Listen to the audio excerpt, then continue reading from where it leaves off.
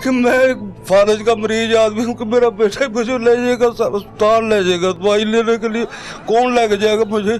इतना जुर्म तो नहीं होता है कि एक खानदान के आप पूरा खानदान तबाह कर रहे हैं। किसी को तो बचा दो, किसी को तो बचाना चाहिए था ना इन्हें।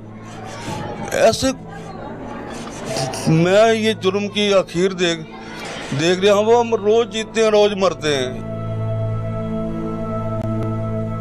इस टाइम उन तीनों जवान बेटों का जो वालिद हैं हमारे साथ मौजूद हैं, और उम्र के इस हिस्से में जब बेटे जवान हो जाते हैं तो वालिदैन को इस बात की तसल्ली होती है कि बस अब बाकी की जो ज़िंदगी है वो सुकून से गुजर जाएगी। 3 जवान बेटे, और तीनों जवान बेटों को एक ही वक्त में मारा गया, और तीनों जवान बेटे के जो बेजान जिस्म हैं वो किसी का एक शहर से दूसरे का, दूसरे शहर से तीसरे का, तीसरे शहर से। शायद इन्होंने अपनी ज़िंदगी में ये तसव्वुर नहीं किया होगा कि अपने तीनों बेटों की जो तदफीन है वो इस तरीके से करेंगे और तीनों बेटों को इस हाल में देखेंगे। पूछते हैं इन्हीं से कितनी उम्र थी बेटों की? बड़े की उम्र थी 27 साल तकरीबन, छोटे की उम्र थी 2, उसके बड़े से 2 छोटी बहनें थी। फिर वो 22 साल का वो होगा रफान, बड़े का नाम इमरान है, छोटा अदनान अभी 18 साल उसकी उम्र हुई थी। अभी आईडी कार्ड बनवाने के लिए तैयारी कर रहे थे कि अभी उम्र पूरी होगी, आईडी कार्ड बन जाएगा। बस आईडी कार्ड क्या बनना, तो वो पक्का ही उन्होंने आईडी कार्ड बना दिया। कोई जुर्म, कोई ऐसा इनके पास नहीं। ये सिर्फ अख्तर गैंग से इन्होंने पैसा लिया है, पैसा लेके इन्होंने काउंटर कर दिए। कौन सा दुनिया का ऐसा कानून है एक ही दिन में ठाते हैं और अगले दिन काउंटर कर देते हैं? कहीं हवालात होती है, अदालत होती है, कुछ 1 महीना 2 महीने इंक्वायरी होती है, इंक्वायरी करके फिर किसी को मारा जाता है। और ये लड़ाई के केस में तो इस तरीके से नहीं होता। ये लड़ाई के केस में ऐसे भी नहीं होता, लेकिन वो अपने जाली मुकाबले, पुलिस मुकाबले बना रहे हैं।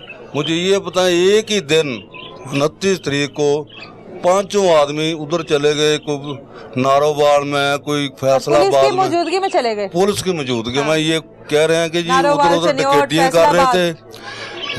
कर रहे थे, उधर साथियों के फायरिंग से मार गए। इनको गोली क्यों नहीं लगी जब साथियों की फायरिंग हुई? फिर जो आदमी मर गया है वो अपना एड्रेस भी बता रहा है, अपना वालिद का नाम भी बता रहा है कि हम उधर के रहने वाले हैं। ये कैसा कानून है? इस कानून को नहीं समझ आ रही कि ये शरेआम कत्ल किए गए हैं। आपको नहीं अक्ल आ रही कि ये शरेआम कत्ल किए हैं? कोई जुर्म नहीं, कोई सबूत नहीं पेश किए इसके पास लाके ये कहते हैं हमें साहब का ऑर्डर हुआ है।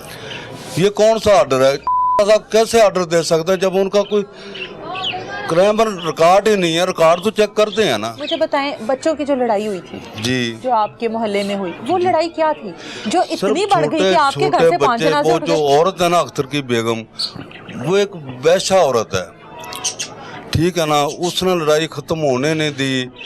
आहिस्ता आहिस्ता औरतों से ज़्यादा लड़ाई हुई। अख्तर ने बदमाश बुला लिए, बुला के मेहमान आए हुए थे, उनकी गाड़ी तोड़ दी, हमारे गेटों में फायर मारे। पहले उनको 1 फेबर पकड़वा दिया आप लोगों सारी उसने, अख्तर ने, मेरे बेटे को और जो मेहमान आया था उनको 1 फेबर कॉल करके पकड़वा दिया। पुलिस ये नहीं देख रही, हमारी गाड़ी भी तोड़ दी, गेटों में फायर भी लगे, कोई पुलिस हमारी हेल्प नहीं कर रही। हम अदालत से रुजू कर रहे। अभी हमारा ये केस चल रहा था, पर्चे तो इसके खिलाफ 4-5 हुए थे। जो वो ठुआ लेता था, अफसर उसके गुलाम थे, पैसा था उसके पास। ये जो जाद लगा रही है SHO, ये तो ड्यूटी थाने में तो करता ही नहीं था, ये तो ड्यूटी अख्तर की करता था। मेरे सामने ले आए इसे, दिन रात वो उधर ही होता था। क्या उसका मामला, कानून का क्या मामला? आप लोगों ने भी तो FIR करवाई थी ना फिर उनके ऊपर? हमने क्रॉस लड़ाई हुई ना, हाँ तो दोनों फैमिली पर जो है वो FIR होगी। वो फिर उसकी जाहिर है पुलिस इंक्वायरी करती, या फिर आप लोगों के बिठाकर आप लोगों की सुलह करवा देती, मामला को रफा दफा कर देती। ऐसा कुछ भी नहीं हुआ। पुलिस हमारे आप लोगों के घर में रेड शुरू हो गई, उसके बाद रेड शुरू हो गई जी। ये जी मैं तो घर नहीं था, इधर साहिवाल आया था शादी में। अच्छा। बच्चे भी इधर आए हुए थे। असल मेरा भाई इलाका साहिवाल है। अच्छा, ठीक है ना, साहिवाल से यानी कि जैसे कहने के खानदान जो होता है एक इलाके में, ठीक है ना। अच्छा। शादी में बच्चों का भी दिल का गया यार, हम खानदान को तो मिले, मामा नानों को ही मिलते हैं, कभी चाचे तायों को भी मिले। बच्चे शौक से आए शादी में। 28 तारीख रात को उन्होंने उठाया 2:30-3 बजे साहिवाल से। साहिवाल से। अच्छा, उससे पहले आपके घर में रेड हो चुकी थी ना? बाबल पर। हाँ, उधर हो चुकी थी। उधर से पुलिस को क्या मिला? कुछ भी नहीं किसी मिला। को उठाया वहाँ से? ये नजीर को।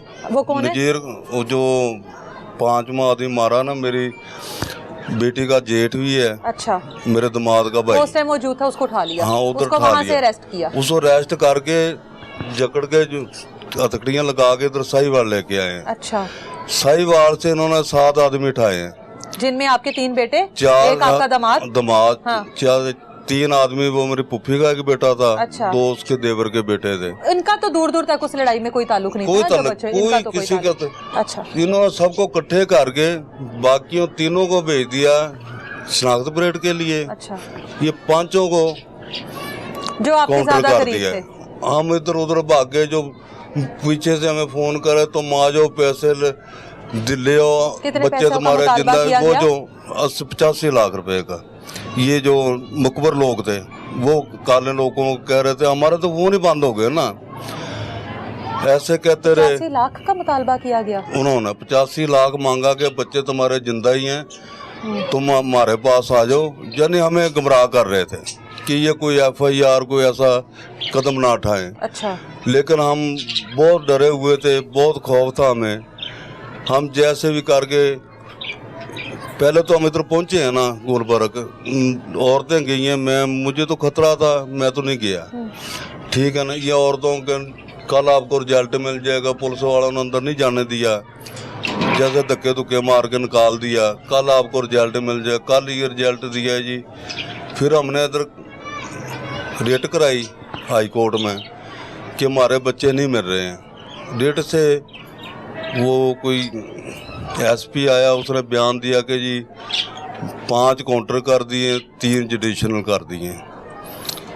ये कौन सा कानून है? एक रात में उठा के एक रात में सुबह काउंटर कर रहे हैं। कुछ दुनिया का मुझे कानून बता दें। हम पाकिस्तानी, हम इधर जी नहीं सकते, नहीं जीने देते हमें। वैसे कहते हैं इस मुल्क से निकल जाओ, हम किसी और मुल्क से बना ले लेते हैं।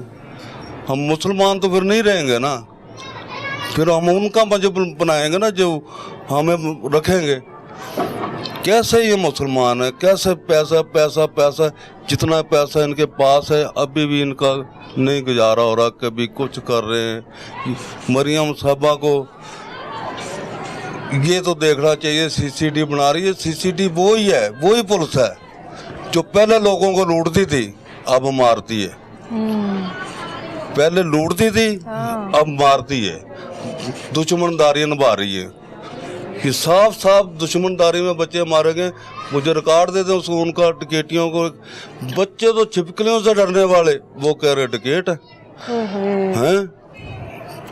बस जी मैं अब बेसहारा हो गया। अब मेरा दवाई लेने वाला भी कोई नहीं रहा कि मैं फालज का मरीज आदमी हूँ कि मेरा बेटा मुझे ले जाएगा अस्पताल, ले जाएगा दवाई लेने के लिए, कौन लेके जाएगा मुझे? इतना जुर्म तो नहीं होता है कि एक खानदान के आप पूरा खानदान तबाह कर रहे हैं। किसी को तो बचा दो, किसी को तो बचाना चाहिए था ना इन्हें।